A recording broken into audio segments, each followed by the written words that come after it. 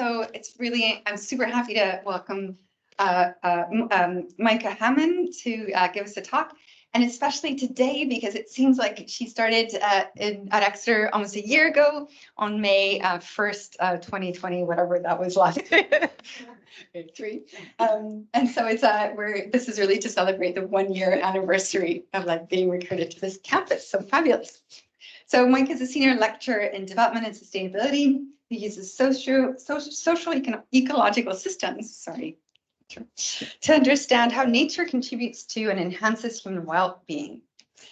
She studied at the University of Cape Town and then did a PhD in sustainability science at the Stockholm Resilience Center in Sweden, before going on to doing a postdoc at the Natural Capital Project at the University of Minnesota in the US.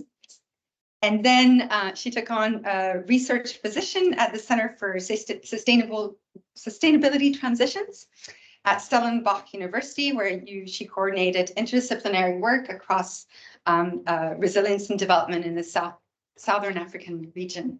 And now she's based here with us, so we're really lucky to hear her talk today about ditching dystopia, the case for a more positive, participatory, and place-based tutoring. Thank you so much. Thanks so much, Camille. Hi, everyone. Thanks for joining us today, and everyone online.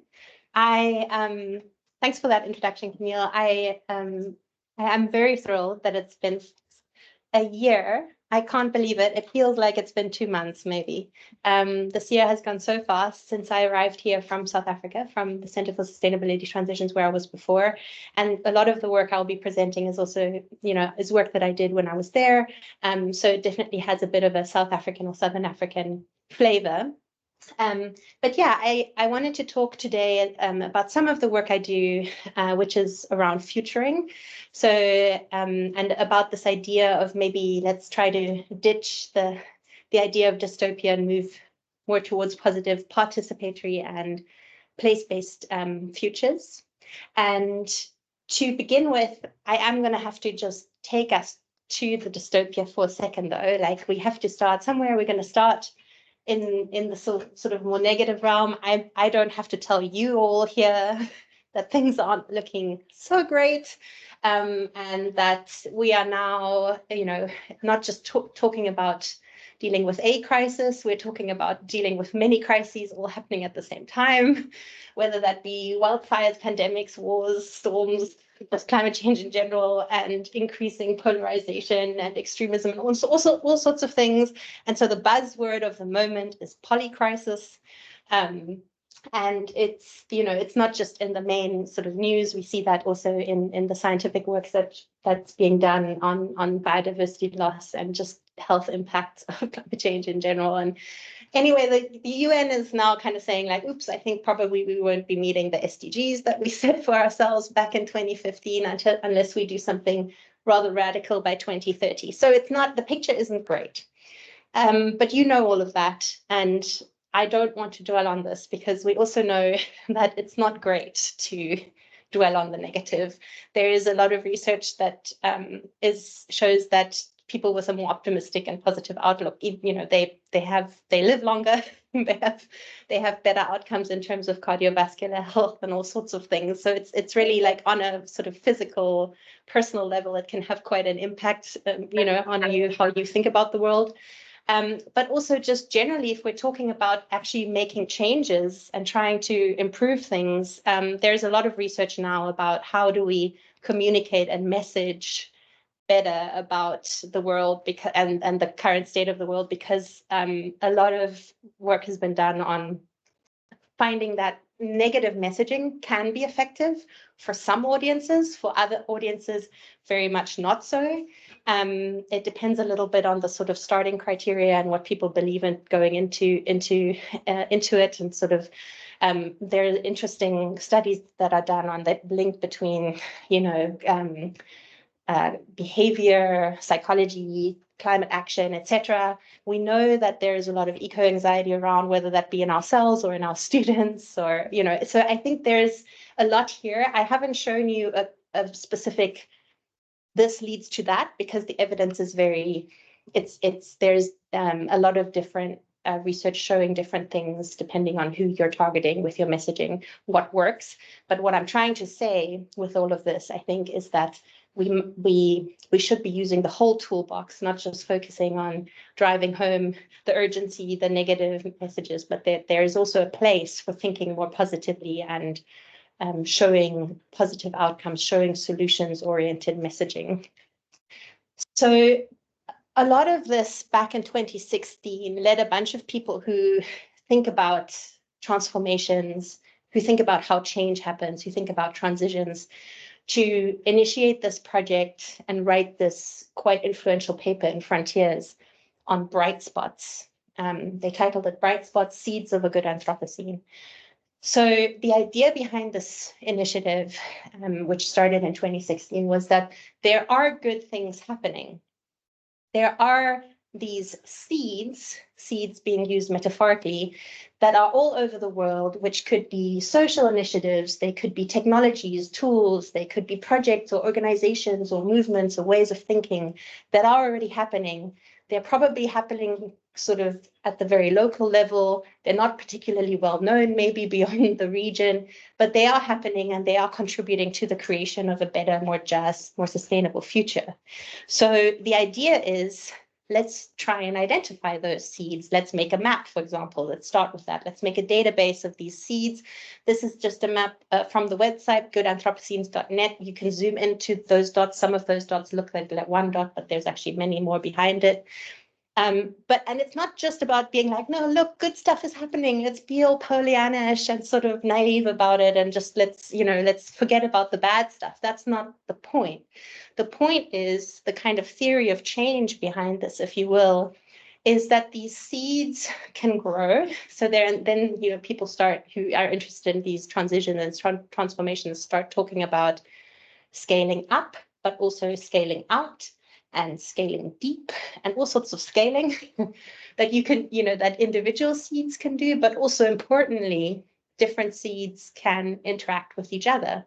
And so if you think of a seed, for example, that is maybe something around women empowerment initiative in some local area, say in South Africa, then it sort of makes sense for those kinds of initiatives to be connected to maybe an agroecological organization that teaches people how to, farm better or more sustainably, or using less water, or to make money off of farming. And then that makes sense to connect those. And then it makes sense to connect those to another quote unquote seed that's maybe a company that is developing little microgrids or something for solar energy, or so there's this idea that seeds can and should sort of be connected to help them grow into something that is a more kind of a larger sustainable network. So that's the idea behind this seeds project and the sort of push towards more positive thinking. But then there's also research, and I'm only with these slides, I'm just showing you snippets and sort of selected studies. There's a ton out there, but there's also research about the kind of benefits of thinking about the future, both sort of at the individual level, but also at the sort of organizational company level. So people who think about the future, they kind of, in a way, they diminish or decrease the distance between themselves and the future.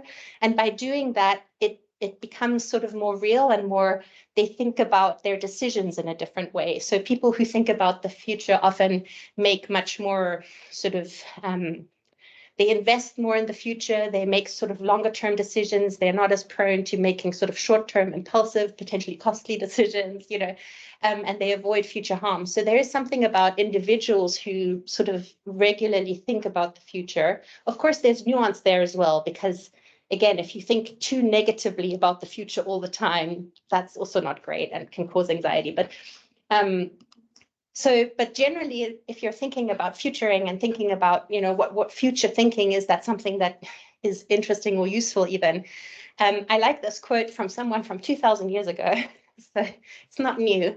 Seneca the Younger said, if one does not know to which port one is sailing, no wind is favorable. And the way I like to depict this is, if you have a place that you're sort of going towards, I find this personally easier to have somewhere to like aim myself and go towards, rather than running away from something I don't want, right? Or something bad. That's usually chaotic. That's usually not particularly effective.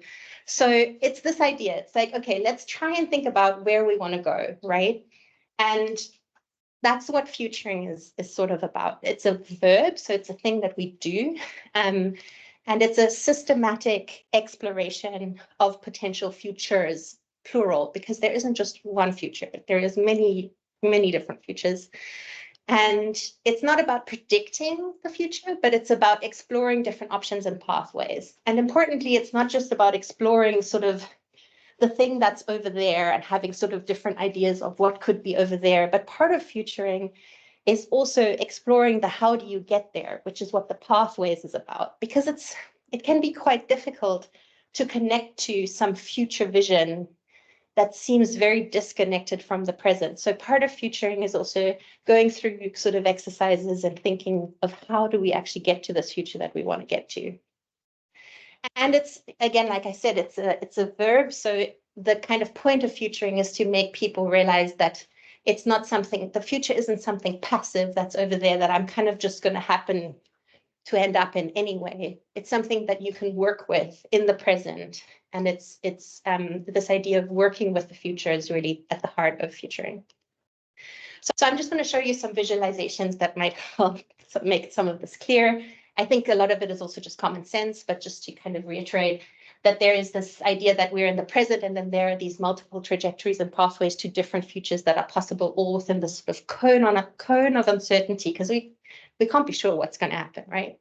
But then if you look at that more sort of from this angle, there are also different kinds of, if you will, futures within that cone of uncertainty. There's the probable, which, you know, I think we all know roughly what's probably going to happen, at least especially in the shorter term. A lot of the probable sort of futures are, you know, a lot of the business as usual stuff, if we just sort of continue on the trajectory. But then there's also plausible futures, which are, you know, maybe require a bit more to change, but it's still very much within the realm of what we consider quite plausible. And then there's the possible. What is possible? What's possible is a lot wider than what's plausible or probable. So I'm going to talk a little bit more about the possible in a minute, but just to focus on the more probable and plausible, there are certain futuring tools that deal specifically with exploring that space. And then one of them is scenario planning. And I'm sure you've all heard of scenario planning. It's something that's been used for decades, comes originally out of the military, and a lot of companies, big corporations, have been using it for decades. There are a couple of like legends and myths about scenario planning. Like, for example, back in just before the oil crisis of the 1970s, it hit a lot of the big oil companies really badly, but Shell actually didn't do so badly. And Shell says it's because they did scenario planning before the crisis hit, because no other oil company was thinking, what if, you know, the price of oil just suddenly tanks? And so they hadn't put in place measures to deal with such a scenario, whereas Shell had. And so that's how you know, a lot of corporations now are like, the Shell scenarios, oh my God, we must do what Shell did. You know, it's like a thing in corporate governance, in organizational studies, etc. A lot of companies do it. And the idea behind scenario planning is that you identify certain driving forces that affect your system, location, company, or community, whatever you're interested in. And you identify these critical uncertainties. Often it's sort of like depicted as this X and Y axis, and then you get these four sort of quadrants that you explore through the scenario planning process. So it kind of looks like that, and often I'll give you some examples in a minute, and that's how you kind of go through the process, not in its traditional sense, not the most necessarily creative or boundary pushing tool, but it's useful. This is just another way to depict it if you're a more linear person who likes to think of the pathways. And there are a lot of very famous scenarios. So for South Africa, for example, at a very critical junction of the country's history, back in about 1991, 92, so just before South Africa became a democracy. So in sort of last 2 years of the fall of apartheid, there were a few very influential sort of thinkers and activists and politicians who met in this place called Montfleur, close by Cape Town. And they did a scenario planning exercise, and they thought, well, what will South Africa look like or be like in the year 2002? So this is only 10 years ahead, but a very important 10 years for South Africa. And so I'm not going to go into all of the details, but you can see the sort of axes of uncertainty, if you will, that they considered were, are we going to have a representative or non-representative government? So basically, are we going to still have the apartheid government, or are we going to have like a democratic government? That was sort of the x-axis. And the y-axis is government going to be very decisive or indecisive? Is there going to be concrete action? Is there going to be a lot of policy changes implemented soon to improve people's livelihoods, etc.? Like, how decisive is government going to be? And so obviously the sort of not a great situation would have been if we had kind of stayed with the apartheid government, non-representative, but very decisive, sort of like, okay, let's just get all of this movement towards democracy and ending oppression. Let's kind of get rid of all of that. And so South Africa would have become like Icarus, flying too close to the sun, almost getting to this, better place, and then crashing and burning to the ground. But on the other hand, what we really wanted, what everyone at the Montfleur kind of meeting was kind of aiming for afterwards, is that we want to be like the flight of the flamingos. We want to have a democratic, representative government that makes decisive, important, and quick policy changes to improve the lives of South Africans. You can then, of course, argue what actually happened, but the point was that was a very influential exercise for policymakers and activists and individuals at the time. The Millennium Ecosystem Assessment, many of you will know about this, also had a set of quite influential scenarios that you can see there. I'm not going to go into that, but that was sort of quite influential for a while. And then, of course, at least sort of in the environmental field. And then, of course, now the IPCC has scenarios. They call them these shared socioeconomic pathways.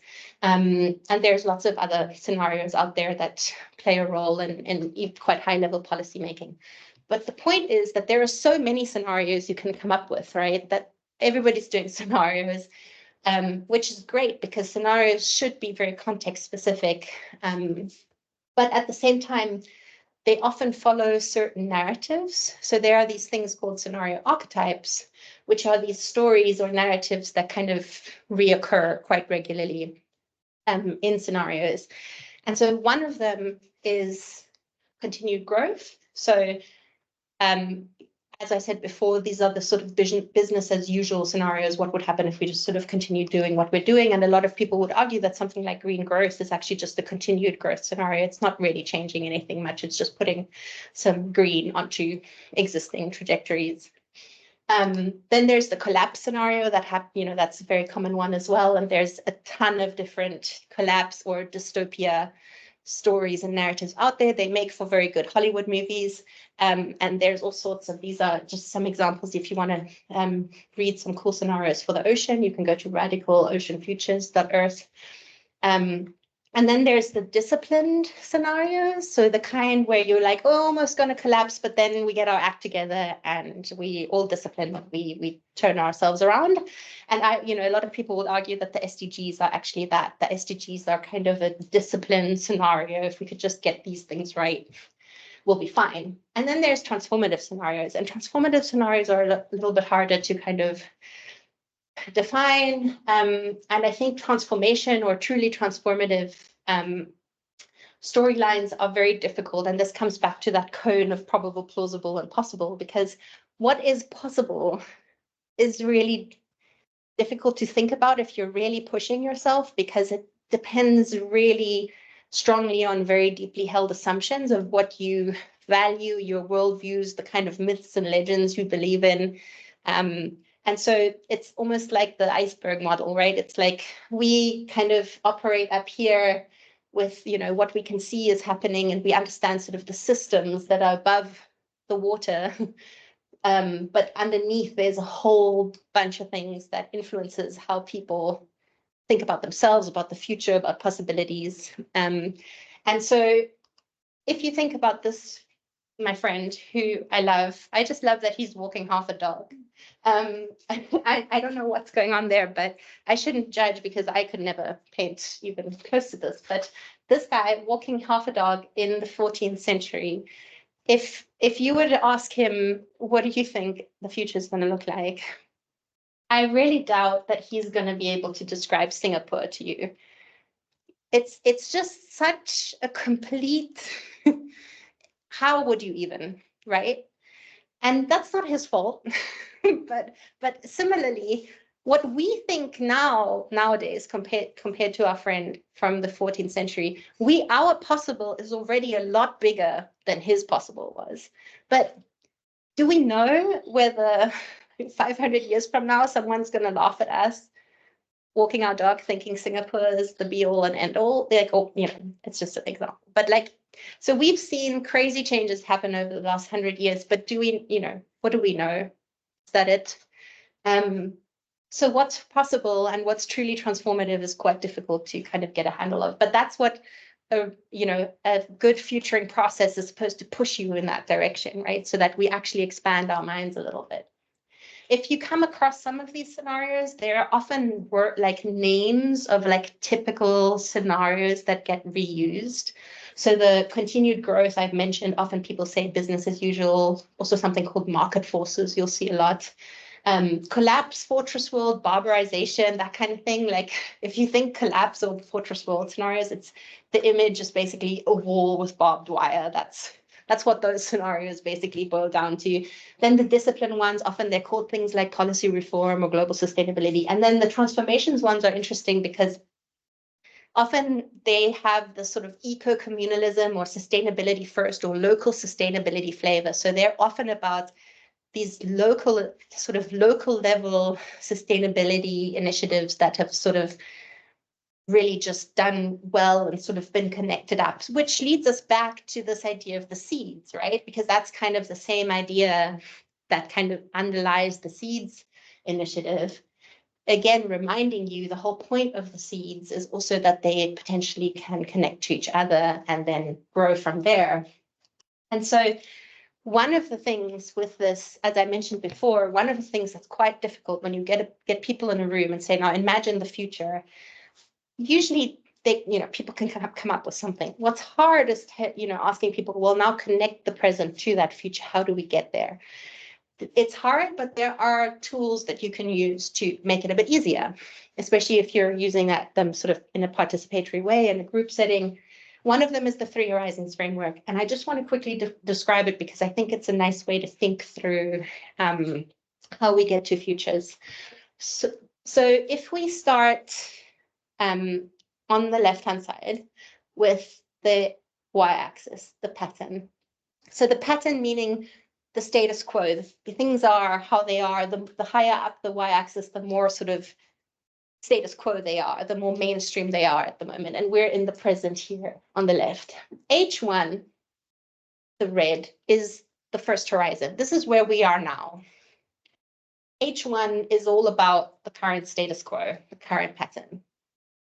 Where we want to be in future, as time passes, is we want to be here. We want to be in the 3rd horizon. When the 3rd horizon, H3, is the pattern, is the status quo, is the system. Because this is where our desirable, viable future is that we're imagining. So to get there, there are certain things about the H1 horizon, the current status quo, that need to decline because business as usual is no longer fit for purpose. So some things need to go away. To get to the viable future, some things need to grow. And for example, this is again where the seeds come back in. Maybe there are a lot of seeds initiatives that we can kind of connect to each other and help us arrive at this viable, better future that we want for H3. In the meantime, there is Horizon 2, the blue, which is the stuff where it's tricky and a bit messy. Horizon 2 are things that are currently not super status quo, they're not that high up on the y-axis. but they can help Horizon 3 along. They can push it along. They can help us get to Horizon 3, the endpoint where we want to be. And then there's this messy bit in the middle here where they've helped, but then they kind of can go away again. And I'll give you an example in a minute so it makes it clear. But basically, what's good or interesting and useful about this framework is that we can kind of spend time as a group discussing what happens here in the middle, because this is the messy part. And this is the part that often we don't think about. So this is just another way of depicting it. Don't worry too much about the sort of the boxes and things. But as an example, if we wanted, think renewable energy. If we want to end up in a situation in a world where there is a decentralized grid that is completely powered by renewable energy, for example, what do we need to do to get there? So maybe there are already certain things happening, seeds that are already there, that are already being connected. Like there's a lot of solar power on homes already. Maybe there are people who are establishing mini grids. So some of this is also maybe more appropriate for like South Africa than the UK, but just go with me. So we have that. We want to get to a completely renewable energy grid, but we need to we are in a situation where we're still very highly dependent on fossil fuels. So that needs to go away. And then some of the things we want to keep, though, we don't want to like completely erase everything from the current situation, because there are still things that might be useful for us even in the future. Oh my goodness. So for example, some of the infrastructure we already have, we want to keep, But then what happens in the middle is that we probably need to improve battery technology. We need the monopoly of power utilities. Again, this is more for South Africa, but to decline. And we need solar cell efficiency to improve, all these kinds of things. And this is, I'm not a renewable energy expert, but it gives you an idea of sort of the stuff that you can think about that needs to happen in the transition phase. And these are the things that you can then sort of start to tackle and sort of unknot, And so we did this for a workshop that has now actually happened quite a while ago, but it was quite influential. It was the pilot workshop for the SEEDS initiative. So I showed you at the beginning the paper that came out in 2016. And that same year, we did this pilot workshop, participatory workshop, to really take that idea of the seeds and see what we can do with it. And so we got together this group of people who were all sorts of people. They weren't just researchers. They were researchers, practitioners. They were artists. They were think tank people. They were policymakers. They were all sorts coming together at this very nice hotel in Cape Town to think about the future and think about good Anthropocenes for Southern Africa. And so we used a lot of different tools. I didn't talk about this earlier. This is called a futures wheel. It doesn't matter so much. I just wanted to show it to you because at the heart of these wheels, in the middle there, those are seeds. So that's where we brought in the seeds. We suggested a lot of different seeds to the groups, and we kind of said, okay, if this seed were not just marginal, if it was the way we did things, imagine a world where this seed is mainstream, is how we do things. And then imagine a world where there's these three seeds that are all interacting, they're all mainstream. How would that change the way our society is set up, the way we do things, the way we get rid of things, the way we build things, etc. And so working with that, and then also going through a 3 horizons process with the groups, we came up with these. And also, yes, those are bathrobes from the hotel. The groups also had to incorporate, we had all these arts-based approaches and sort of performative elements and things that the groups had to do, because what we wanted to do is to get these groups to really feel the future that they were imagining, like put yourself there, and not just the group, but try to get all the other groups, there were 4 groups in total, to understand what your future that you're building, that you're kind of fleshing out the scenario of, what that looks like, what it feels like, what it's like to live in it. And so that was a very nice way to not only make the groups and the participants kind of really feel their future, but also share it with the other participants. And so we came up with these 4 different scenarios, which I won't go into in detail, but they were quite, what I'm trying to say is they were quite different. And so they were really participatory. We forced them to think, to end up in a positive place. You couldn't come up with a dystopian scenario. You had to end up in a good Anthropocene. And that's really hard, as it turns out. It's really hard because, I think we default often to the easier dystopia. But for many of the participants, it was, upon reflection, they said that they really found it a useful way to engage with some of their unquestioned ways of engaging with the world, as the participant on the left there says. So basically this idea of really questioning and interrogating your deeply held assumptions. And also on the right, one of the participants was reflecting that even though the groups were very mixed and they didn't really know each other and they all had different perspectives, it was quite challenging. But then they sort of managed to come out of it and find a way through and gradually start to build this common idea. So that's really also the point of a good futuring process, is to kind of dismantle your assumptions and your held beliefs and then build something back up together. And one of the, I think coming back to this sort of engagement through art and being creative and the whole thing, one of the participants says, we really believe the things that we somehow constructed. It was quite transformative in that way. And someone said it was really hard to then come back from this future back into reality. And so I think that's also why it's useful in these processes to really focus on making people, you know, like I said earlier, decreasing that distance between you and the future. And then hopefully that can be quite transformative, because like that person says there on the left, on the bottom, it's like, I'm curious to see how I really take this into my life now that I feel and believe this about the world and the future. You know, we didn't do any more follow-up, so that would have been nice, but that's not how the project worked. But like, this would be important for future initiatives to kind of really follow up with people and see whether it's been transformative, than more, you know, more transformative than just in the moment. I'm going to do a very quick, just a quick change, slightly, because I want to talk, I hope that I've shown you now how important it is to think about the future in positive ways and think and sort of workshop it in a participatory way to get all those different perspectives and work through it. But I also now want to talk about urban stuff, because that's another one of my interests. So the future is urban, I would argue, not just me, lots of people. Yeah. Because most people now live in cities around the world. We crossed that line somewhere in 2009. And it's just going to increase up to, like, I don't know, 70%, I think, or something the UN is saying by 2050. So we are now majority urban. So most people's lived experiences are going to be urban. So one of the goals of one of the SDGs is sustainable cities and communities, goal 11. So then the question is, well, what do future sustainable cities and communities actually look like? And if you Google that, a lot of the times you get images like this, you know, the future green cities of the world. This is supposed to be Paris.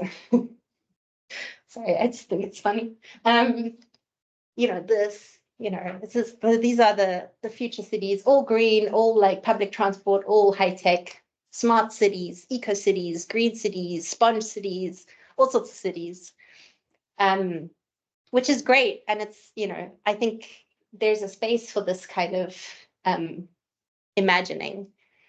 But if you think about where the cities of the future are going to be, they used to be here. This looks familiar to us. Even this looks familiar to us, where the big cities are. And granted, I'm not just talking about big cities, you know, there's also smaller cities. So that's a whole different other conversation. But let's just focus on where the big cities are going to be and most people are going to be. But in not too much longer, that's going to radically shift.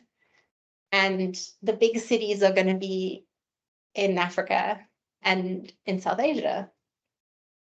Southeast Asia, maybe somewhere there. So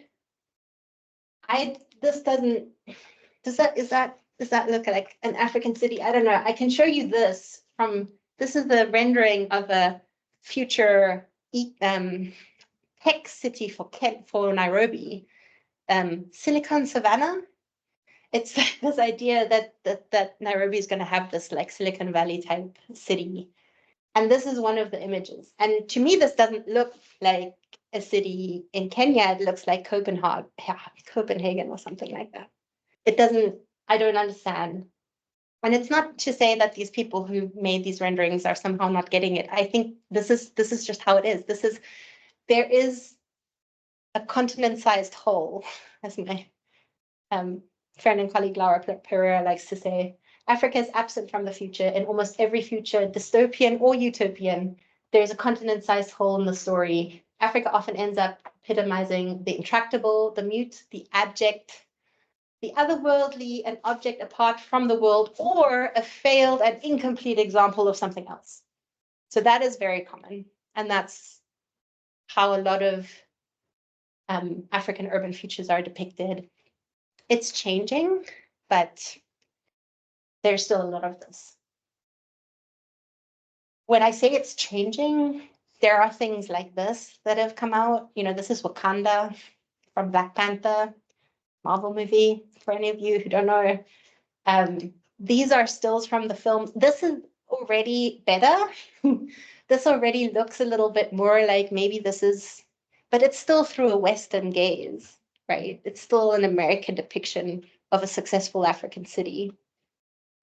And because so now this comes to what I'm really interested in. A lot of African cities, they have things like this. They have informal settlements. They have informal markets. They have informal institutions, informal like banks, informal governance systems. They have informal labor.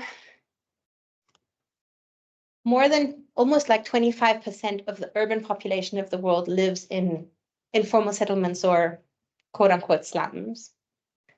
And more than 60% of the world's employed population is in the informal economy. So they're like outside the system in a way. And in South Africa, for example, as much as 40% of total food bought is bought from informal traders who service almost 80% of the population. So when we talk about urban systems, at least in big parts of the global south, we're only talking about a part of the system. We're not talking about the very large part that is by definition outside of the system because it's informal. And so another argument is that that's, you know, if you're sitting in the comfy UK, depending, you can sort of think, well, this is a problem for the global south. But increasingly, it's argued that informality is actually not a problem, a thing. I'm not going to call it a problem. You'll see why in a minute, but an issue for the global north as well. This is a picture from Budapest. Whether you're talking about refugees, whether you're talking about, you know, climate change and climate refugees, war refugees, if you're talking about the cost of living crisis, there is a lot that is already pushing people towards what you would maybe consider global south informality in global north cities. And that's probably just going to increase. So it's not just a problem for the global south, it's a problem, well, it's an issue for the global north. And if you're looking at something like UN Habitat, so the UN's idea of what makes cities resilient, one of their things is, no, we must reduce informality. Informality is not good. We don't want informality because we don't want to end up like this, right? But some of the work we've been doing recently as part of the Southern African Resilience Academy that I was coordinating before I came here is to think a little bit differently about informality. First of all, to accept that informality is here and it's probably here to stay. It's not something that we can kind of manage away. Unless, like, those numbers are huge. Like, what you gonna do? So, are there ways, and I'm not saying, again, like with the, you know, I'm not saying that informality is always good. It's not. There are big issues with informality and equity and justice.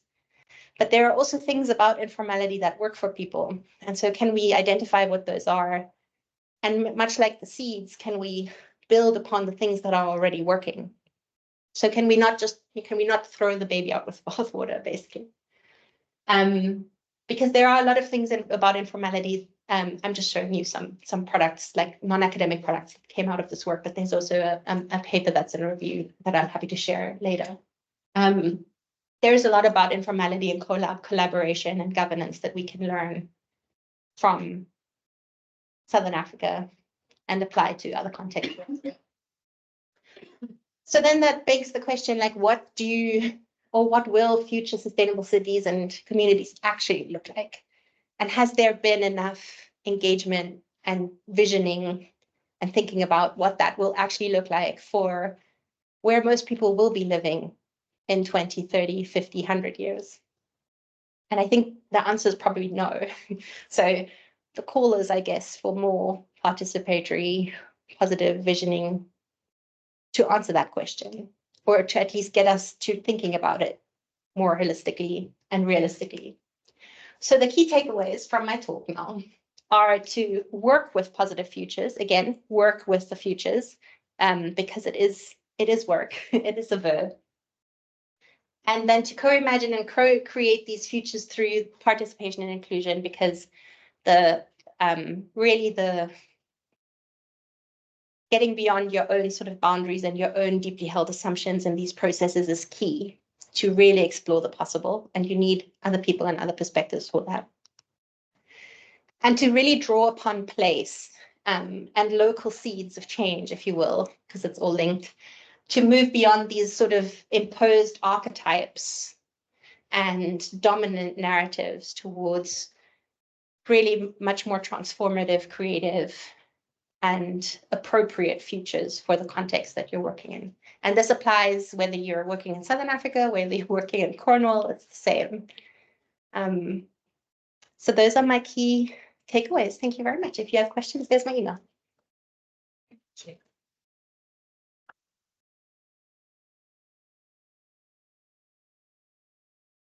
Thank you for a brilliant talk. Do we have questions? Okay. Yeah. Thank you. That's super interesting. Perhaps wonder if you've heard of solar punk? Of what? Of solar punk? Solar punk? Yeah. Yes, I don't know much about it. I've heard of it, but why are you asking? Only because it offers the kind of slightly more Afrocentric version or possible visioning of alternative futures based upon like the city model that you were showing earlier. And it kind of engages with things that are both like, well, simultaneously poetic, artistic, but also political and ecological. I personally find it quite a nice lens through which to address some of the questions like decolonializing a vision of a more just future. That's a good point. Thanks for that. I think I would love to connect you actually to one of my master's students who's doing a master's thesis on basically African urban futures in science fiction. And a lot of what, she's basing her sort of work on Afrofuturism. And so I think that's where I think I heard about this as she was telling me about some of the different fields that she's sort of like looking into. And it's been really interesting because I think some of the things she's been finding is that as I said before, my interest, I come from as Camille mentioned, I did sustainability science and I actually did conservation science and things like that. So I come from this like natural science background, and my interest is also specifically on nature in cities. And so interestingly, I think, especially for African cities, the nature in cities aspect or element is often missing or really not explored, which is interesting because African cities and, some other global South cities, they still have a lot of nature, that's not super manicured and sort of anthropomorphized. So it's like, it's really an interesting angle also to think about, well, do some of these, not just what are visions for African cities, but do any of them are they making space for nature? But sorry, I took that on a bit of a tangent. Solar punk, sorry, making a note. So it'd be great to connect you maybe to Marianne. Cool. So just a bit of a question. Maybe this is a bit of a negative one, so sorry, after such a positive outlook.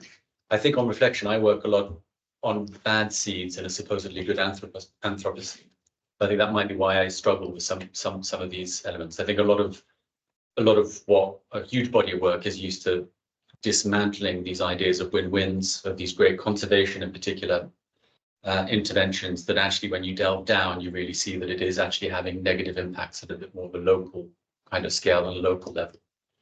And so that's maybe why I just wanted to ask this question about, well, what happens, and it seemed to be like a question mark from what you presented. What happens when people go through these optimistic future visions and then they don't end up happening? You know, Millennium Development Goal, you know, Millennium sort of Development Goals, SDGs, then whatever's going to happen next. I believe at the age of 60, I'll probably give up. And I just wonder if that's something that you know about. I mean, do people have shattered expectations after going through such sort of positive and enlightening processes and then realizing it's probably not going to happen? Yeah, I don't know.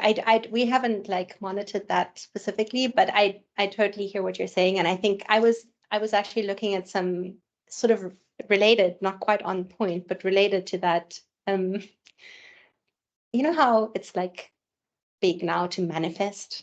Yeah, social media, everyone's like manifesting, you know, for themselves personally, like where they want to be in like 5 years' time.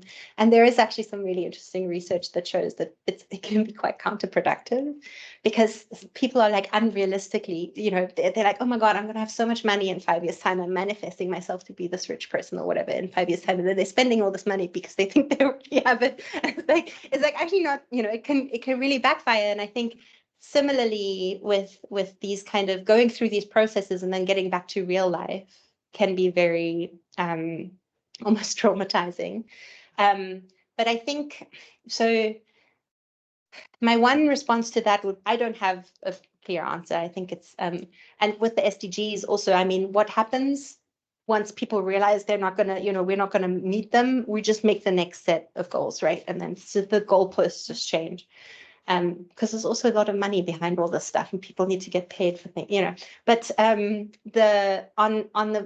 these processes, what has, I think, been useful, if you think back to the 3 horizons thing, so the conversation about the things that actually need dismantling, that actually does help bring things back to reality in a way, because you go through this process of saying like, well, that's all good and well, we have this vision, which is lovely.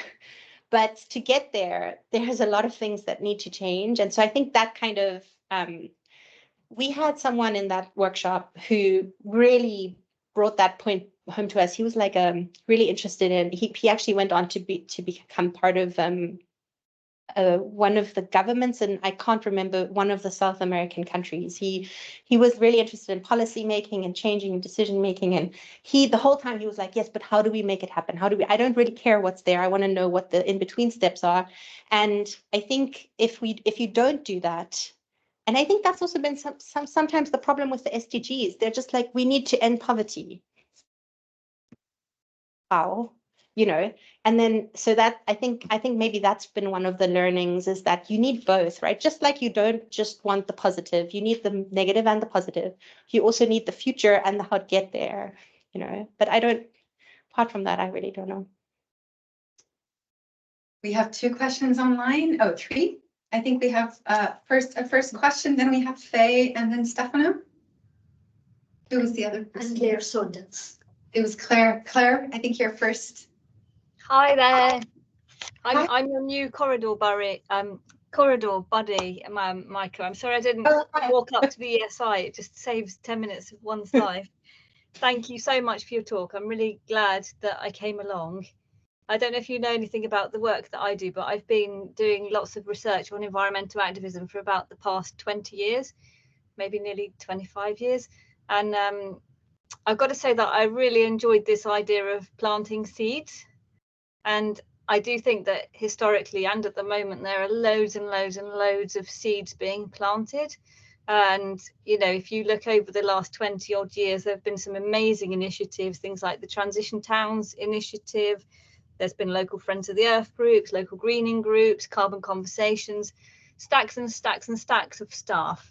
And I suppose there's been loads of seedlings growing. And I think one of the things that happens is that, you know, the status quo comes along and pours a load of weed killer on it or other pollutants, and some parts of this amazing ecosystem die, and we don't quite end up with this wonderful new developed ecosystem of social change that we would like to see.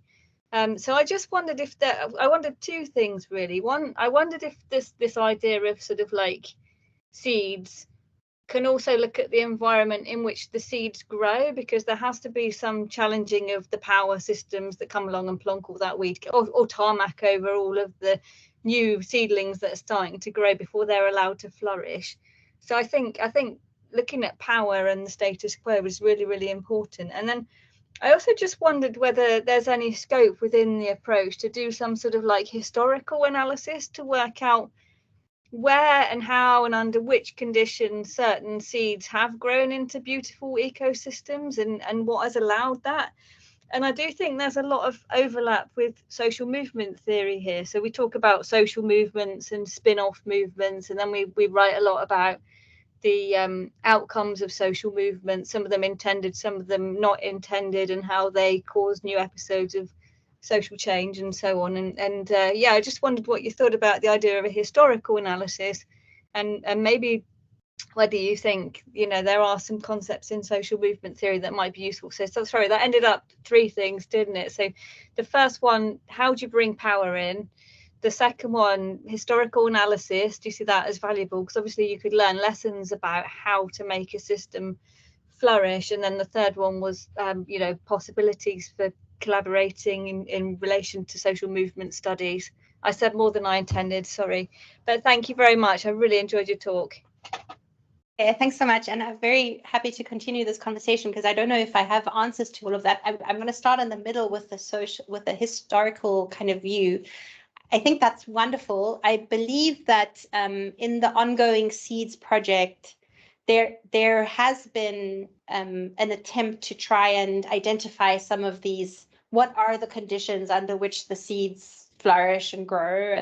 And it's a little tricky, as you can imagine, because, you know, the seeds are so many different things. And so there is a lot of work that I guess has to come before to be like, well, what do we actually define as seeds? Can we lump all the seeds together? Do we have to have different kinds of categories of seeds and, you know, contexts in which, you know, blah, blah, blah. So there's a lot going on.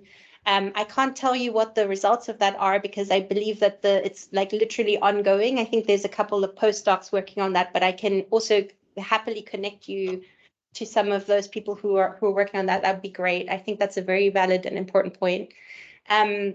The first one, the point about power is definitely, I mean, you've hit the nail on the head, right? Because what often happens, or I don't know, I don't want to speak. What's happened in our case, when we did this workshop in South Africa, this pilot workshop, one of the main things that we realized very quickly is that even though we had a lovely diversity of people in the room, it still wasn't the right people. It's still, you know, it wasn't there were no like industry representatives, business representatives, like, you know, it's always the ones that are really hard to get around the table. And then obviously, like, okay, so then do you just not do it, or do you kind of try to, you know, still get something meaningful out of it and see, you know, just try to keep engaging somehow with those actors that don't have any vested interest in seeing anything change. And I think that's, I don't have a good answer to that. I don't know how does one do that, you know? I think some of the ideas around the seeds with what I was saying earlier about scaling up and out and deep, I'm sure you've come across these different sort of ways of thinking about how things grow. But one of the, I mean, just to quickly say, scaling out is sort of almost like just replicating at the sort of almost the same scale that you've got the original, just making more people do it almost. Scaling deep is often around like changing values and mindsets. But the scaling up, in a way, I think the way I understand it in some of this literature is that it's about sort of making changes in policy, reaching sort of decision makers, sort of having that road of change or that avenue of change, which I guess in theory could bypass the people that don't want to change. You know, if you're kind of like scaling up from the bottom to have it then, become a policy change or an institutionalized change in some way. I don't know. You're the expert on that. You would be able to tell me if that ever works. I'm not sure, but that, I guess, is the idea behind it. And I've forgotten the third question. What was? I think your answer is yes, that there's going to be some fruitful overlap with social movement studies. Yeah, exactly. And I just want to give you the opportunity to answer other people's questions, but we're now in the same corridor, so we can natter on the corridor and have coffee. Perfect. Thank you. Thanks, Kate. Great. We have a question from Faye. I don't know, Faye, if you want to say it or I should read it. Okay, I'll read it. Oh, no, yeah, please. No, please. Sorry, I'm not going to turn my camera on because I'm still in my pajamas. Thank you very much, Maike. That was brilliant. I really enjoyed that. Yeah, my question, I wrote it online about security and safeness. And you kind of briefly touched on the people who weren't there at meetings. And I'm doing a little bit of tiny place-based work in Cornwall with beekeepers and sort of similar kind of things. And already I put a chair out to represent somebody who couldn't come because she's too busy, etc. But my particular question to you with your work is about risk and safety and security, vulnerable people who the status quo might not be great for them, but would they want to risk change and should like transformative change be safe? I'm sure there's lots of work on this that I don't know, but thank you. Thanks, Faye. That's a very interesting question. At first, when I just briefly read your question, I thought you were asking more about sort of within a workshop setting, how do you ensure, people kind of feel safe to explore these alternative futures, which, I think is kind of a facilitation question. And I think there's ways and means. But what you're asking more broadly is like what, the risk involved for people to like, what if actually think, well, I think, the problem is we don't, even if we think about and explore potential futures, like I said, it's not about predicting. So you never actually do know what the unintended consequences are. So absolutely, there is risk, I think. And I think, and I really like that you raised that point, because I haven't actually seen that raised so much in this sort of literature around seeds. So I think it's a very important point, and it would be great maybe to chat some more about that, because it's something that links to exactly the point before about, who's in the room, who's not in the room, who's in power, who wants the status quo to change, who doesn't. So I don't have a good answer. I think it's a very valid point, and I would, I'd love to talk some more and also, hear more about the example you're mentioning. But yeah, that's all I can say at this point. Thank you so much. Stephanie, do you want to give the last question? I'm conscious of time. It was a wonderful presentation. I'll reach out with an email. Perfect. So we can have a conversation. Thank you so much. Thank you. Thanks. Great. Well, thank you, Maike. That was really great.